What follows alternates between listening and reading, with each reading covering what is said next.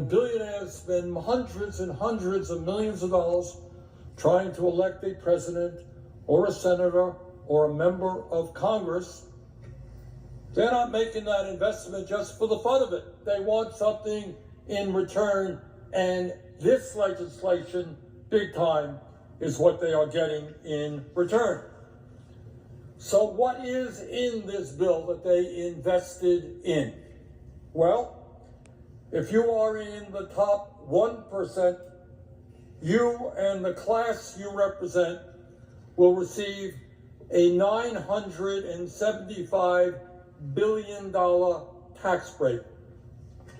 $975 billion tax break at a time when the richest people in this country have never ever had it so good.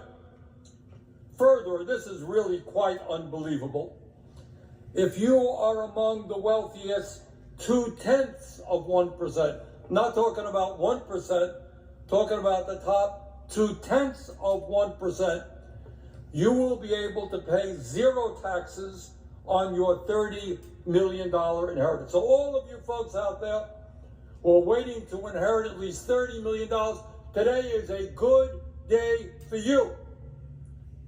Collectively, you will receive approximately $211 billion in tax breaks for the top 0.2%. Congratulations, you hit the jackpot.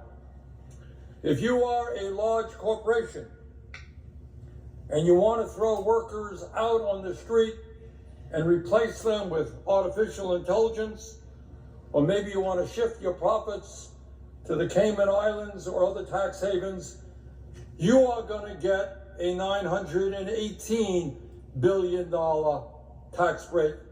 Congratulations to the CEOs of large, profitable corporations. But while the rich and large corporations make out like bandits in this bill, what does it do for low-income and working families? Well, let me say a few words on that. If you are concerned about health care, which I suspect that everybody in the world is, this bill throws over 16 million people off the health insurance they have, according to the Congressional Budget Office, by cutting Medicaid and the Affordable Care Act by over $1.1 trillion. In other words, the top 1% getting a $975 billion tax break, and that is coming directly by throwing 16 million people off of the health insurance they have. This bill, for the first time, forces millions of Medicaid recipients who make as little as $16,000 a year to pay a $35 copayment every time they visit a doctor's office.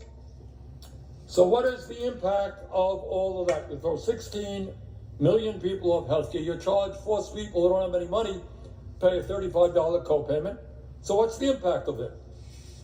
Well, this is not my view. This is what the Yale School of Public Health and the University of Pennsylvania determined based on a study that they did.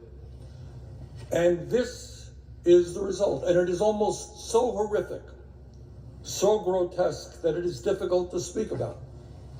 But they estimate that if this bill goes through with all of these cuts in healthcare, if 16 million people are thrown off of the insurance they have, over 50,000 Americans will die unnecessarily every year.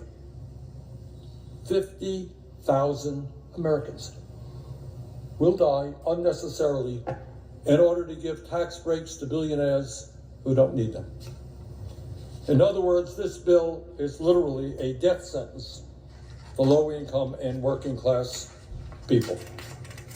Further, if this legislation is enacted, rural hospitals all over the country, and I come from one of the most rural states in America, rural hospitals are already struggling. But when you make massive cuts to Medicaid, many of them are going to shut down or not be able to provide the level of services they do today. In other words, this bill would be a disaster for rural America. It would also make massive cuts to community health centers and nursing homes who are very heavily dependent upon Medicaid funding. Bottom line is that this legislation is the most significant attack on the healthcare needs of the American people in our country's history.